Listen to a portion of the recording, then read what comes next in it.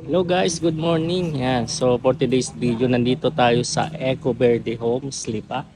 Then meron po tayo dito mga available and affordable townhouse na pwede nyo pong i-avail na 85,000 lang yung kanilang down payment na flexible to 6 months to pay.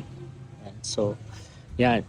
Ito yung kanilang mga townhouse. Tapos ito yung regular na tinatawag nila. Then, yung kabilang side, ito yung ating mga premium townhouse na meron na CR and room sa baba. Yeah. So, check muna natin yung regular townhouse. Yeah. So, as you can see, meron tayo ditong one car garage. Kasi yung ating sedan, SUV, tsaka pick up. Yeah. So, check po natin. So dito may pathway. Tapos kitang-kita natin yung ating napakalaking sliding window. Yan. So check po natin. So ayan. So ito yung kanilang turnover. So meron na po tayo ditong tiles. Actually 60 by 60 tiles. Tapos dito yung ating stair, meron na tayong yan, panel na very safe naman siya. Then dito sa side meron tayong countertop, then yung mga outlet na kuryente. Yan.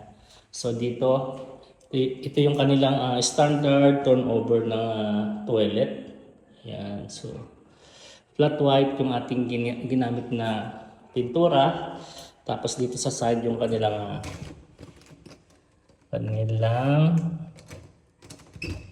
service area.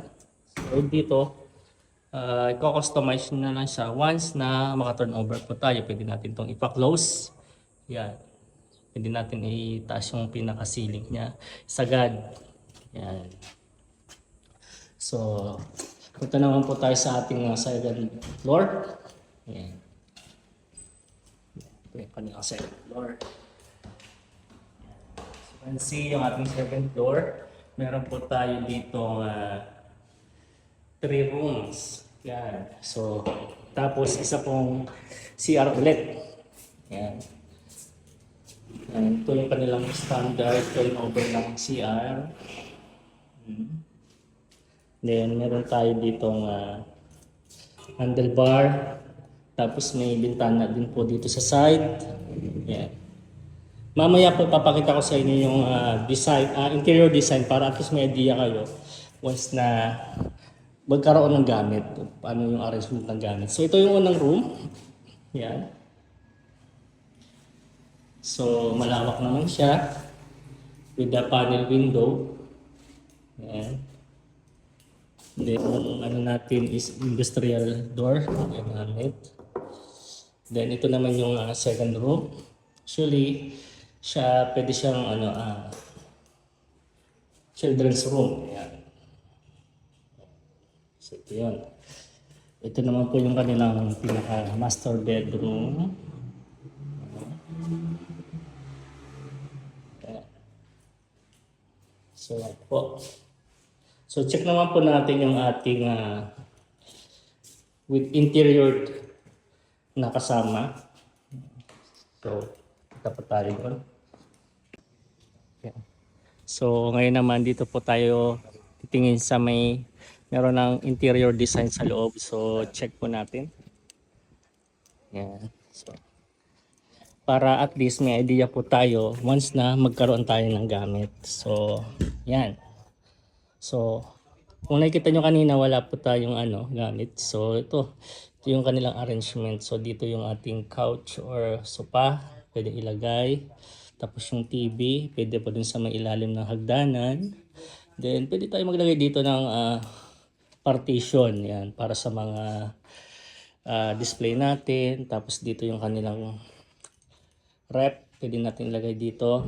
Yan. So, actually, ito, idea ko lang po to. Yung countertop, pwede natin, if ever nakalipat na po tayo, pwede natin lipat dito. Pwede tayo mag-countertop sa area to. So kapag inner, kagaya kanina, hanggang dito lang sa may pipes na yan. Pero kapag ang inabil po natin is corner lot. So may extra space po tayo dito sa side. So meron tayo dito sa side na to hanggang doon sa may lanay. Yan, papunta sa carport. Yan, kapag corner po yung inabil natin. Pero yung ating countertop, balik po tayo sa countertop, pwede nating ilipat sa side kung saan man po nyo gusto. At least para maka-rest tayo ng space dito, magamit natin sa ibang bagay. Yan. So dito naman, ito yung kanilang ideals for sa dining o sa table natin. So pwede dito yung ating table natin na pang-apatan. Yan, so yan. Yan po. So check naman po natin yung ating second floor. So second floor po tayo. Yan, so kita nyo na po kapag nagkaroon na tayo ng gamit. Actually yan, idea po to. Pwede tayo maglagay dito ng upuan, tapos additional dito ang TV. Kung may extra TV tayo, pwede tayo mag-set. Tapos dito, kung kanina wala tayo ditong nakalagay na mga partition, cabinet. So ito, pwede tayo maglagay ng cabinet. Yan. Then sa CR, yun. Yan.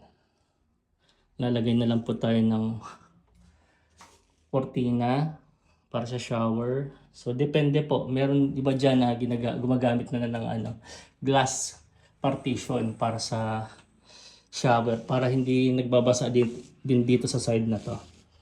Yan po. Yan, pasok na po tayo sa mga rooms. So unahin natin to. Actually ito ay yung idea para sa children's room pala to. Yan, pwede natin magpagawa ng ganyan.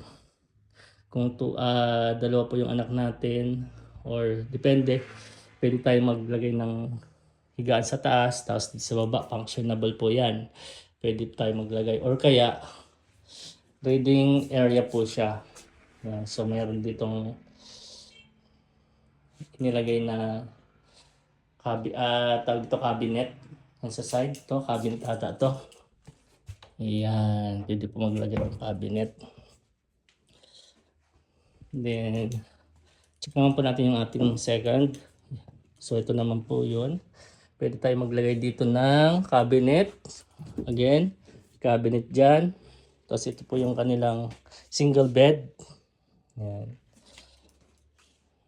Yan. So, yan. So, tingnan naman natin yung ating master bedroom. So, itong kanina, wala siyang gamit. Dito pwede tayo maglagay ng cabinet. Yan, so pwede dito ang cabinet. Okay, dito. Yan. So ito yung arrangement ng bed. So ayan guys, sana nagustuhan yung aking mini house tour dito sa Eco Verde Homestay. Kaya doon po sa mga interested na client na gustong i-check yung ating mga actual turnover dito sa Eco Verde, pwede kayong magpa-schedule sa akin ng clipping. Yan. So meron naman po tayong tripping vehicle dito sa Eco Verde Homes, kaya schedule lang po kayo at i-assist ko kayo 100%. And see you the next one. Bye!